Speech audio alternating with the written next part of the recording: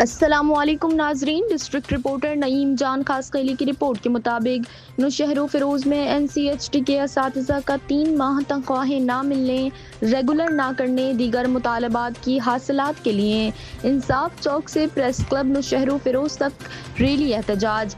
तफसील के मुताबिक NCHT के असातिज़ा ने मुबीन अहमद राजपर खान, मोहम्मद मुल्ला, वाहिद बख्श, मोहम्मद सोलंगी और दीगर की क़यादत में नौशहर फिरोज प्रेस क्लब के सामने एहतजाज करते हुए अपने मुतालबात बताते हुए कहा कि हमें 22 साल सर्विस करने वाले प्राइमरी टीचर वाली मराहत देकर रेगुलर किया जाए। असातिज़ा से किए गए वादे के मुताबिक bar code database EG Sindh को भेजकर हमारी IDs बनाई जाएं। NCHT बैक्स असातिज़ा की उम्र की हद 55 से बढ़ाकर सर्विस रोल के मुताबिक 60 साल की जाए। नाइंसाफ़ी की बुनियाद पर जबरी असातिज़ा के तबादले वापस किए जाएं। असातिज़ा की 3 माह की रुकी हुई तनख्वाहें ईद उल अज़हा से पहले जारी की जाएं और असातिज़ा से इंतकामी कार्रवाइयाँ करने वाले सेक्शन अफसर अब्दुल सत्तार मलिक को हटाया जाए।